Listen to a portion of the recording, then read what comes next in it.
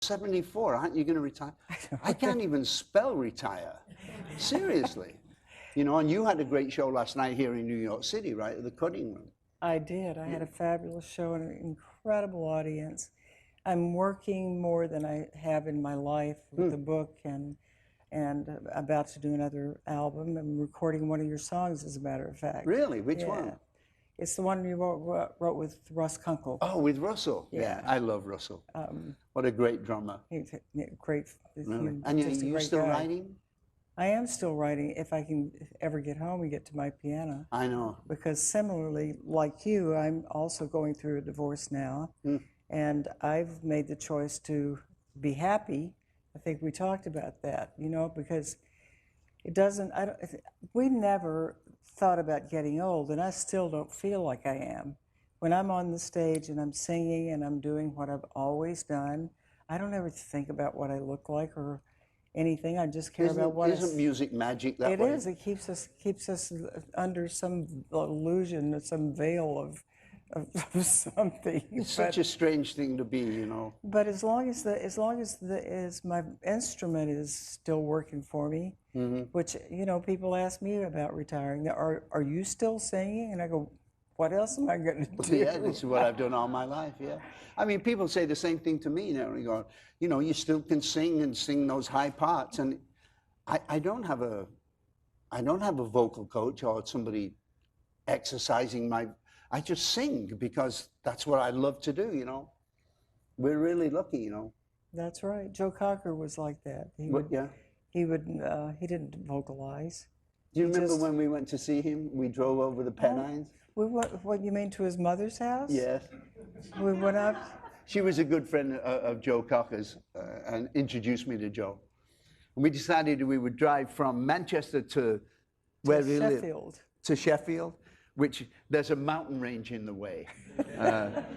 And Lancashire and Yorkshire don't particularly like each other. But Joe was a really nice man. A very, I always found him very grateful.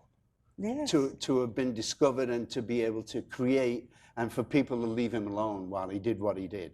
I always liked Joe. He was very real, I thought. He was childlike. He was so real. And I don't think that he ever realized how great his voice was. He didn't take it for granted. He was grateful for it, but I don't think he realized the impact that it had for all of his career.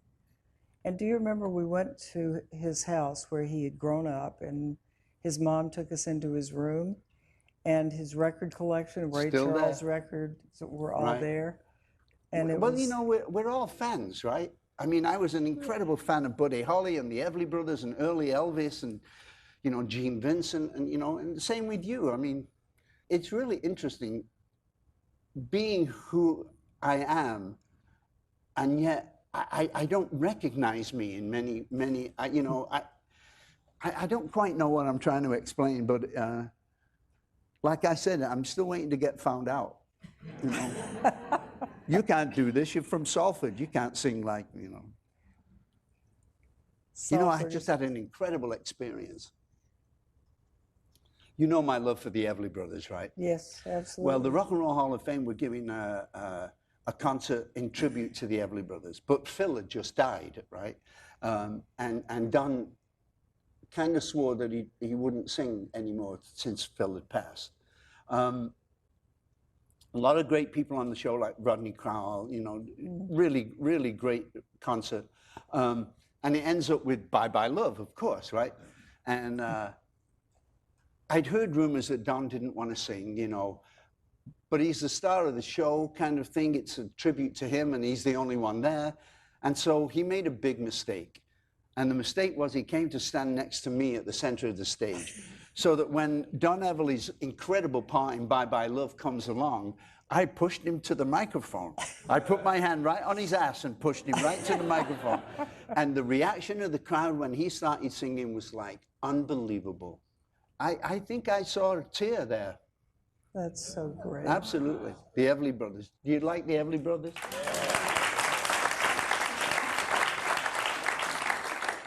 I got to work with them for a month at the Desert Inn in Las Vegas. Really? It was called Rita's Sounds and Kathy's Clowns. Really? So I got to spend a lot of time with So them. how was the show? What was the format of the show? Well, I obviously opened for them. Right, right. They are the Everly Brothers. Yes, indeed. Yeah. But we kind of... Did you sing kind of- anything with them? Well, not on stage, but I threatened to several times. I got to sing with them. Well, I think that they would have accepted it because I always said I'm the little sister that you never knew you had. It was really funny for me. I was in Toledo, Ohio in 1992, and the phone rings in my room, and you know that's unusual, right? I pick up the phone. Hey, it's Phil Everly. I go, Phil, why are you calling me in Toledo, Ohio? He goes, well, you know where you and David and Stephen are playing tomorrow? I said, yeah. He said, well, we're playing tonight. Do you want to come? I'm a total fan. I'm trying to be cool, right? You know. So I said, absolutely. So we go down. I get on the Everly Brothers bus. You know, I mean, wow. I'm lucky enough to have my own bus, so I know what a bus means. So I go down to with the Everly Brothers bus. We go down to the show, and after sound check, they do, and they come, and we're eating rubber chicken like at 5 o'clock, like every rock and roll band in the world does. And we're sitting across the table, and Don looks at me and he goes, so, what are you going to sing with us? I'm dying. I'm dying inside. It's been my life's dream, but I have to be cool. I'm Graham Nash, right? I have to be cool, right? So I go, okay, I love that song, So Sad. You know, so sad. Let's do that. So Don gets a guitar. Key all right? Yeah, sounds good. So Phil says, all right, I'll sing underneath Don. You take my part on top. And I said, why? He says, because I'm singing the high part. I said, Phil, with all due respect, look who you're talking to. I learned to sing high from you. I tell you what, don't move. I'll sing on top of both of you. Oh I have a cassette, a board cassette, of me singing So Sad with the Everly Brothers, 3-part. It's killer. Hey, I don't brag, but it's killer. I would love to hear that more than probably anything in the whole world. I'll send it to you, love. You promise? Yeah, I promise.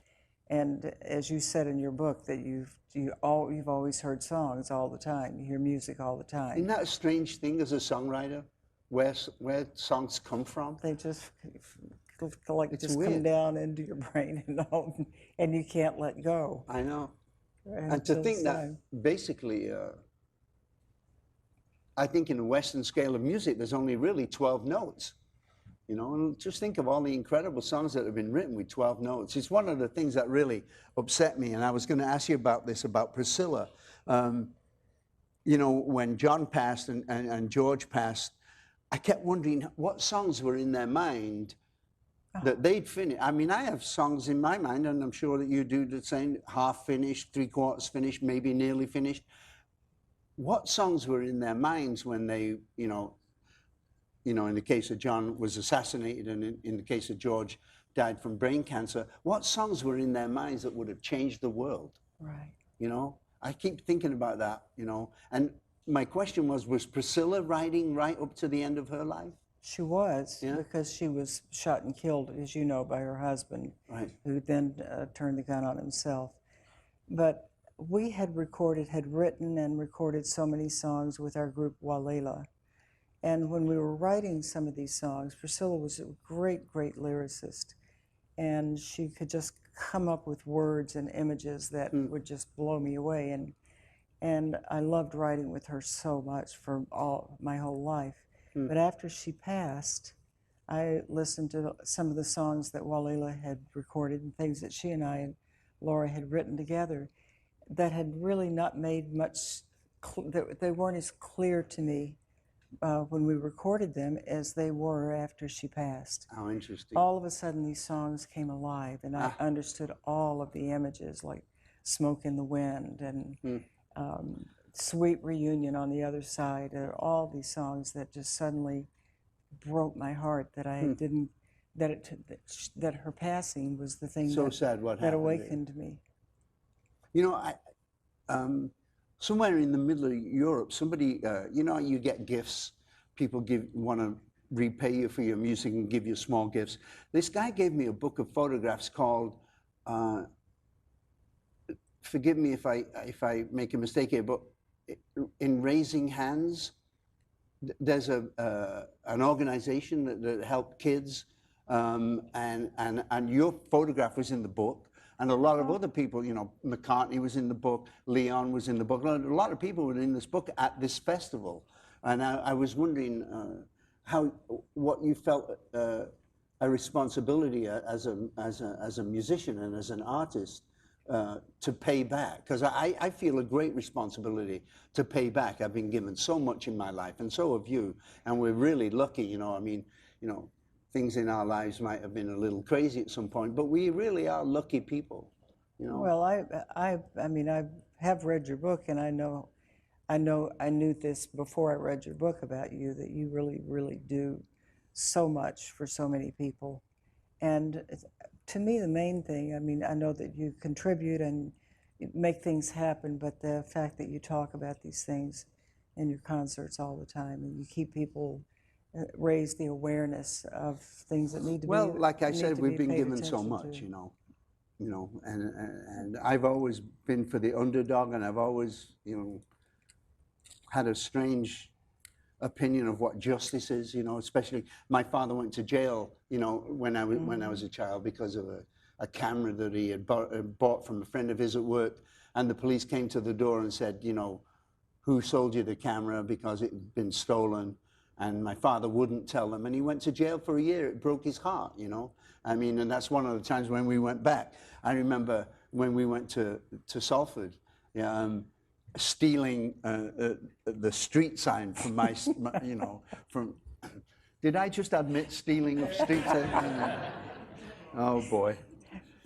It was 45 years ago. It's okay. They're not coming after you now. No kidding. But you know that I was just there with Amy, and that entire place is gone. Really? It's all been rebuilt. All those old houses that that were bombed out, and you know, all gone. They just made more houses for workers. You know, it's kind of amazing when the neighborhood that you grew up has gone completely, except there are two landmarks. First of all, St. Ignatius Church, where I used to sing every Sunday, and then, you know, maybe 80 feet is Salford Lads Club, which is where the Smiths had that. You know who the Smiths are from England? A great band, and they had this cover from Salford Lads Club. And I was just there, you know, a couple of weeks ago with Amy, and this guy showed me my card, my 4x5 card. Graham Nash came here on this particular date and stuff, and he goes, and look at this. And he reaches under the desk, and he brings out my father's card from Salford Lads Club. And now, I never knew that my dad even went to Salford Lads Club. And to see his card with his signature on there from, you know, the 1920s and the 1930s was incredible to me. But Graham, isn't it true that your father went to prison to protect his sister? I'm finally, you know, one of the things about death is that it's so final in many ways, and the people where I could really get the real story from have passed away. Yeah. You know, so I really don't know. There was some rumor that it was his sister. My father was one of 11 children, and one of his sisters, my Auntie Lily, actually became my Uncle Tony. Hey, life is funny sometimes, you know. And I believe it may have been her that had been stealing things and storing them at my house, you know. Anyway, my dad took the rap for it. Were there dresses? Or men's suits? She really did become my Uncle Tony. So I'm not kidding. I really love my Auntie Lily. She was kick-ass. But, you know, she turned into a man. What do I know? I'm English. You know. So, Graham, how is the tour going?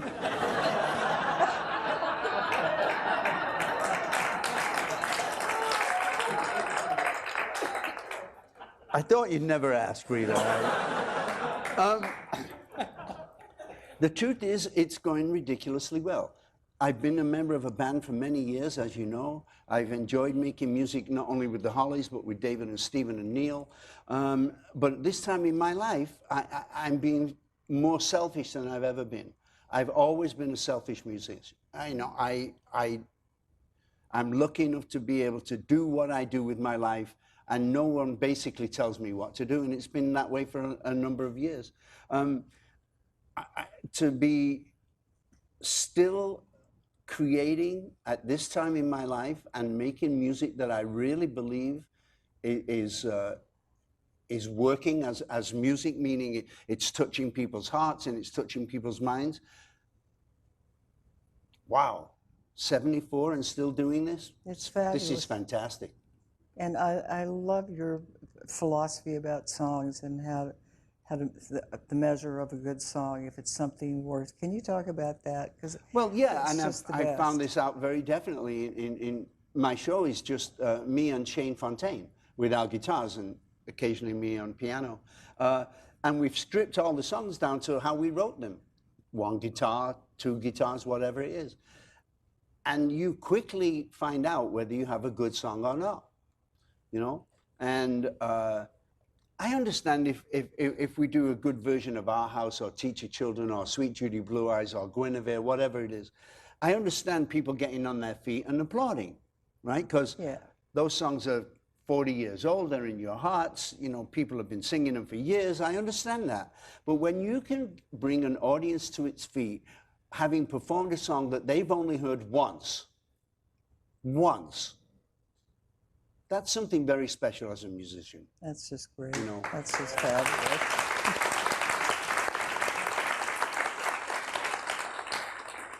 I knew that the recording process was going to go well. And you've been here a million times making the amount of records you've made, but, you know, the day before you're supposed to start, all the equipment gets moved in and the engineers, you know, separate all the drums and stuff, and then they put them in a certain position in the studio, and then the band comes in and sits at the drums and makes sure you can see the bass player and make sure everything's cool, right? The very first attempt at the very first song we tried became the master of this song called Myself at Last. And when that happens, you've just got to love it and go and chase it down, you know, because that's a very rare thing to nail a song in one take. It's incredibly rare. Yeah. Did you try it again, or you just knew you had it? Yes, we did two more takes and then said, I did it already. Already did it, yeah. Why did we do these two takes, you know? I mean, you know, I made an album with David and Stephen that made it through 2 Super Bowls. You know, this one made it, we recorded everything in 8 days. It's amazing. You know, it's just amazing. The way it is. Isn't it amazing how the music industry has changed since we started? Well, absolutely. It's insane, right? Yeah, there are no more record stores or record companies. Really, I mean, it's nothing like it was. I know. And I kind of miss that. I miss the feeling of having a record company like A&M Records, where we really were such a family. Right. And Jerry Moss and Herb Albert really. And David Anderle, of course. David Anderle, my producer, yeah. Right. But Herb and Jerry Moss were just, they were so nurturing. And when I signed with A&M, Jerry said, "We're signing you for as long as it takes. We want longevity." Right. Out of your career. It's not that way now. It's the opposite. Yeah. I mean, you're lucky if you get a record deal with one record. And not only that, but it used to be that if you put a single out and it didn't quite make it, they put a second single out, sometimes a third, sometimes a fourth single. Exactly. And they'd be there supporting you. I mean, Ahmet Ertegun was like that. Mo Austin was like that. You know, Jerry and Herb were like that. Now I've found with a lot of artists, even like James Taylor, people that are what I call big bullets. The record company wants the artist to pay for the record and bring it to them completely done, mastered and mixed and ready to go. And then they'll think about it. Right. There isn't really a real record company left anymore, I don't think. And that's very sad.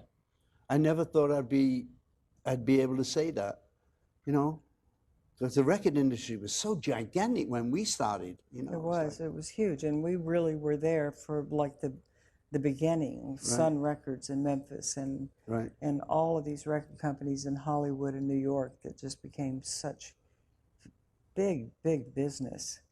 And I think the day that the accountants came in and started running the record companies, and I would go in to have a creative meeting, and there was no one to be creative with. Right, and they were all under 30. That's right. Right. Bean counters. Yeah. You know, and I think the Michael Lang may have thought about this a lot. You know, the Woodstock festival that he helped produce, you know, was almost the end and the beginning of something. It was the end of kids getting together in a garage and having a good time and getting their music out there, and the beginning of corporations going, wait a second, let me get this straight. 500,000 kids, we could sell them an extra pair of sneakers and another cola. This is fantastic. Yeah. And so it was the end and the beginning of something. So here we are still creating. It's still amazing to me that you know, do you write with other people? I do some. Yeah, I do. Do you find it difficult? Do you find it? I find it very difficult to write with other people. I must confess. Well, for me, the best things that I've written have been, some of them are literally feel like they just explode into my head, and I can't write it down fast enough. I can't get the lyrics down. I hear the chords. There's a certain place in my house where I stand and write the lyrics and then run to the piano and play them. And it's like the song is finished, you know, from the time that I first heard it in my head until I have it at least on a cassette. Right. And it's been like 45 minutes. And that's, to me, that's the greatest experience of all. I loved writing with my sister Priscilla more than anybody because we were so much alike. Right. When I write with I have this new record that I have, This Path Tonight. Shane Fontaine, who is a great guitar player and has been playing music with David and Stephen in our band for the last 5 or 6 years. It's like writing with a mirror.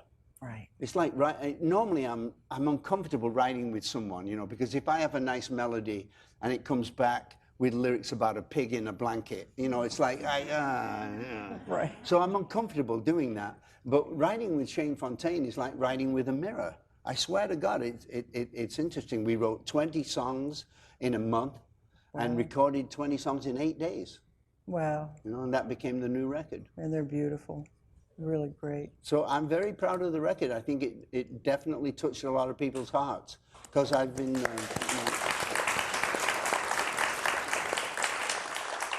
do you have something coming out? You're working on it right now? No, I'm in pre-production. If my book weren't doing so well, I would Oh, I'm have so been in sorry. the studio. Oh, so sorry you don't have time to produce because your book is doing so well. Well, it is doing well, and I Fantastic. just had, you know, I think that it's like you have to kind of nurture one child at a time. Indeed. And so what was the process of writing the book like? You wrote it with Michael Walker? I did. Do you know Michael? I don't, actually. He wrote a book called Laurel Canyon, and you're in that book a lot.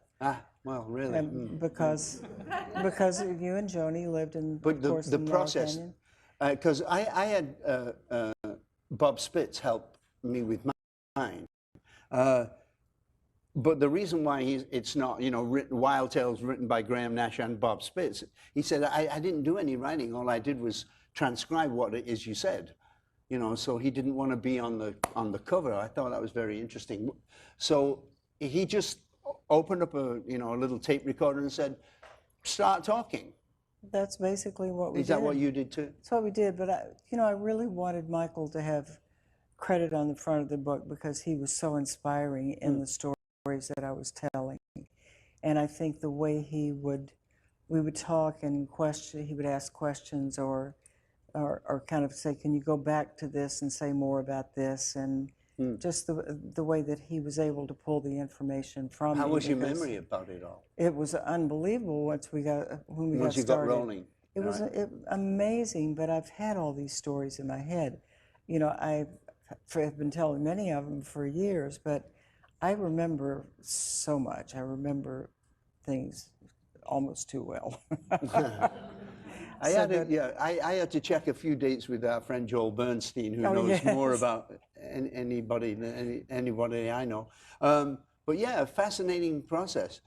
Do you feel that you said it all, or do you feel that something else is coming, or how about you didn't say, you know? Well, you know what? When I first decided to do the book and to do it with HarperCollins, the Jennifer Barth, who was my editor, said, if you choose to do the book with us, she said, I simply ask that you tell the truth. And for me, that was such a great starting place and such a great place to live Right, right. while we were doing this book. And it took me 3 years. How long did it take you? About 8 months. That's Yeah. because you're Graham. Well, I just started talking, you know. I like to talk, you know. Did you recite the audio version of your book? I did. How did you like it? I haven't listened to it. Have You know what? I haven't heard mine I don't want to either. hear myself tell my But, story. why would I already said it? Why would I need to repeat it? No. Right. So weird, isn't it? How long did it take you to do the audio version? Oh, but 3 days. Yeah, exactly the same with me. Like 3-hour sessions. Uh-huh. Yeah, about the same way. And your book's longer than mine. Is it? Yeah. Huh. I'm older than you. How old are you now, by the way? 84? Someone came up to me because Chris's birthday was June 22nd, and How old is he? I said he was 80. 80? Yeah, I know. They're easy. Chris said he was- Christopherson is 80 years old. He is. But someone came over when I always do book signings and CD signings after the concert. And this woman came over to me and she said, you can't be 80 years old. And I said, you're absolutely No, right. that's my husband. Not that I won't be, but I'm not there yet. Really?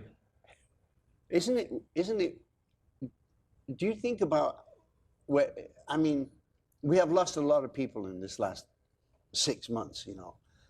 And it's been making me think about my own mortality and you know, just how much longer this goes on, you know. Are you looking forward to the rest of your life? Yeah, Great, absolutely. great. Because I have made the choice, as you, to be happy. And that's what's going to make me probably live to be 104. Now, before Priscilla died, she used to say, I'm older than you, so when I get to be a certain age, she said, I would like for you to just put me in the corner and cover me up. She'll still be writing, though. I know that, right? She would still be writing. No We've had to kidding. have a little, you know, a little megaphone coming out of the whatever was over her head. She said, just lift the blanket up and pluck my chin hairs and I'll be happy. She had a great sense of humor. And how old is that, the beautiful blonde girl that was there, Priscilla's girl? Laura? Yes. Laura's 52. What? 52? Yes. Time flies, Graham. It just I flies. know. It's astounding, isn't it? That's why we're going to be happy in the time we have left. I think we might deserve it, I think so too. you know? Everybody deserves to be happy.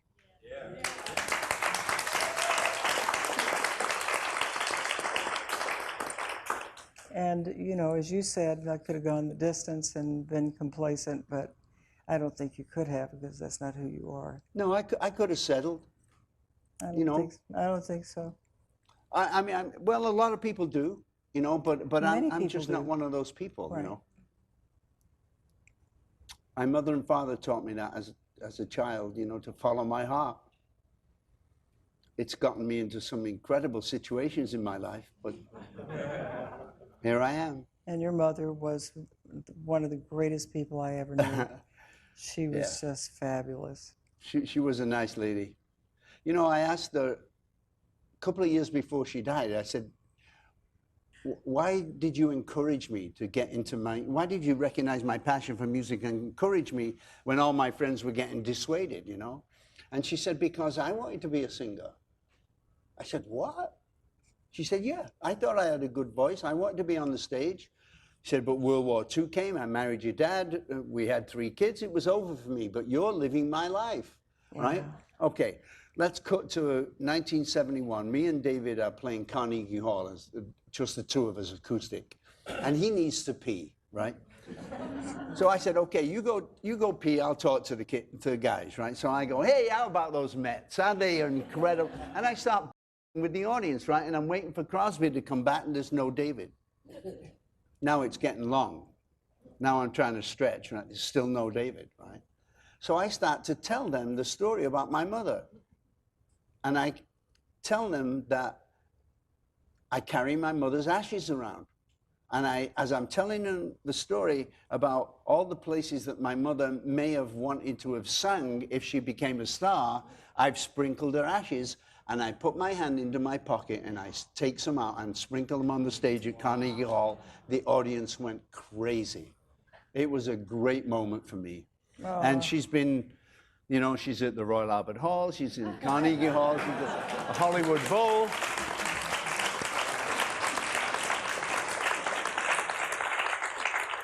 We have to respect our elders, you know. Absolutely. You know. Well, I mean, my parents are the reason that I am the person I am and where I am in my life, and a rock and roll survivor like you are.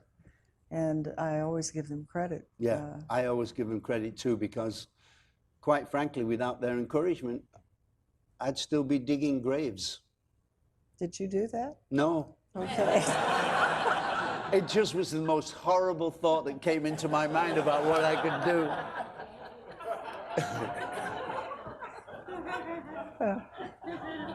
No, I don't think I would do that. I wouldn't be good grave digger. Do you remember the trip that we took on the train from Los Angeles to, was it Detroit? Oh, to Chicago. Chicago. Right, yeah. And then met to the band the Vietnam Vets Against the War. Right. Yeah.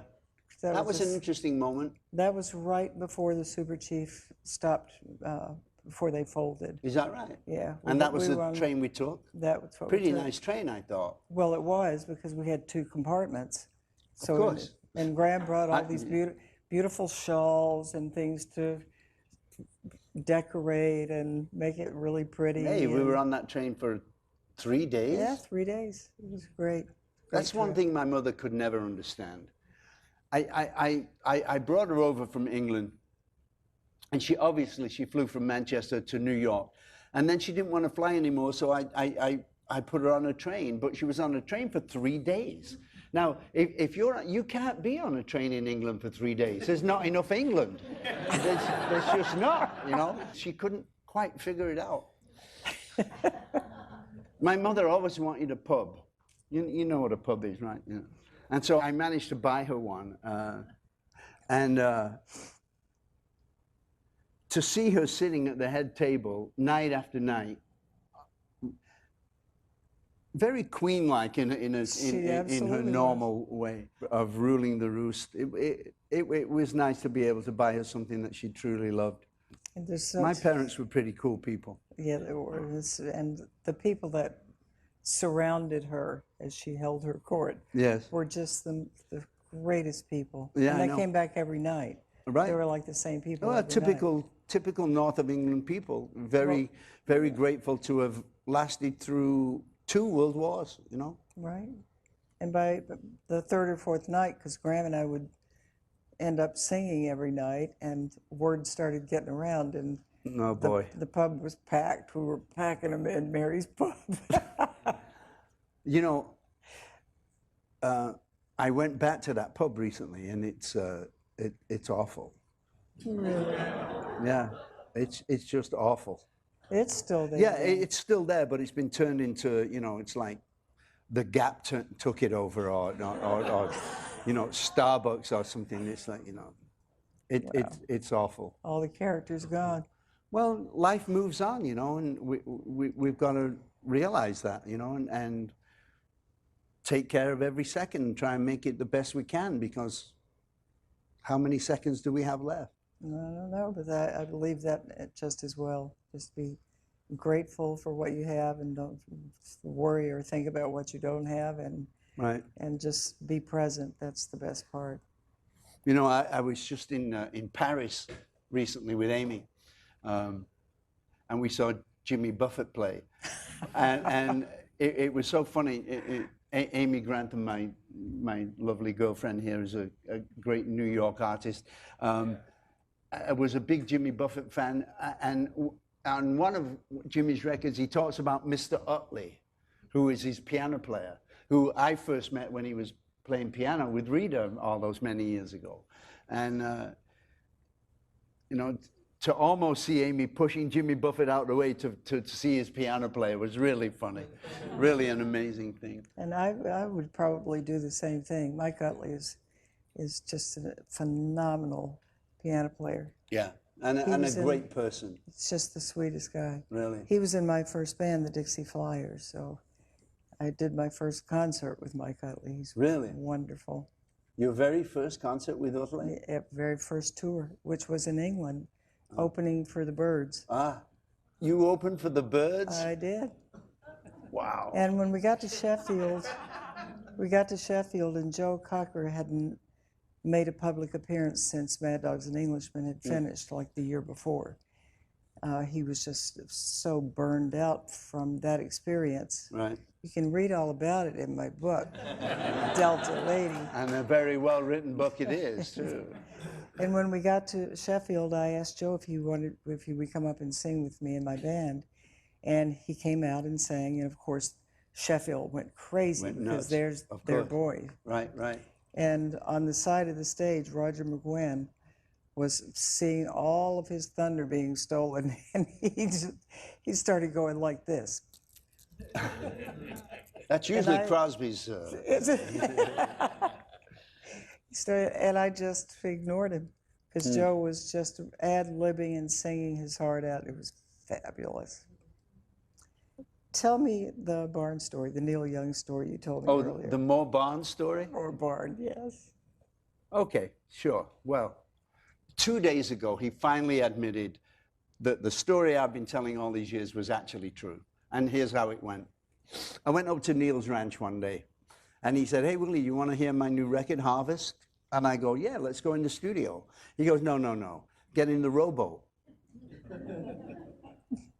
I know that Neil had a lake with red-winged blackbirds on it, a beautiful little lake, and he wants me to get in the rowboat. I think he's got like a great, you know, dual set of headphones and the latest digital whatever the hell, right? Nah. We're rowing out into the middle of the lake, and this is what Neil had done. He had wired his entire house as the left speaker and his entire barn as the right speaker, and played me Harvest at 1,000,000 decibels, and it was incredible to hear. The record comes to an end. Neil rows us back to the shore, and Elliot Mazer, who had produced Neil's record, comes out from from behind the house and says, "So Neil, how was it?" I swear to God, I've been swearing to God for years, and Neil just confirmed it. Neil said, "More Barn."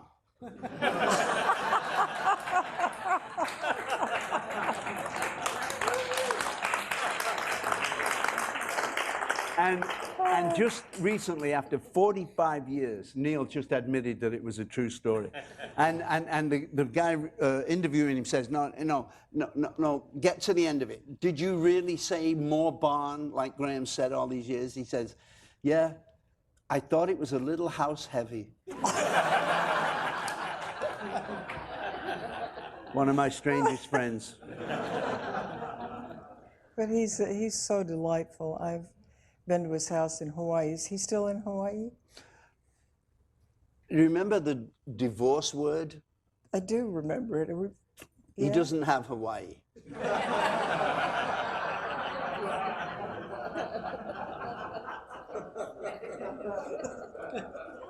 What did he get? I think Neil got his freedom. That's what I think Neil got. Because that's what I got. Because he wants to be happy too. Everybody wants to be happy, you know?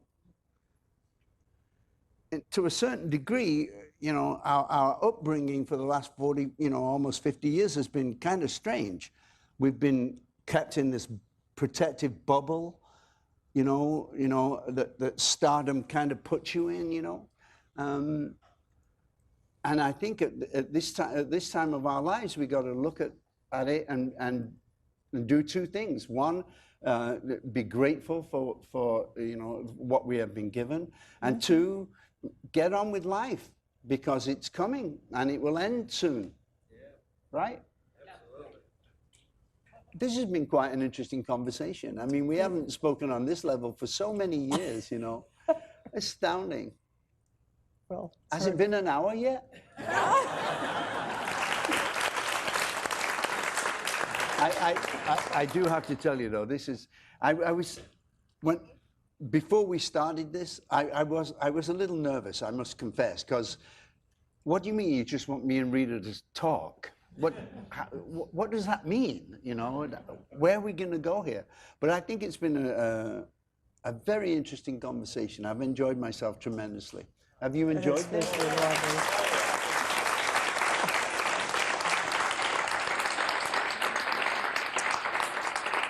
Well, I was thrilled when I found out that we were going to be doing this together, and I'm just, thank you so very much. You're very welcome, my love. So I love fun. you dearly. You know that. I love you too, Graham. Thank you, everybody.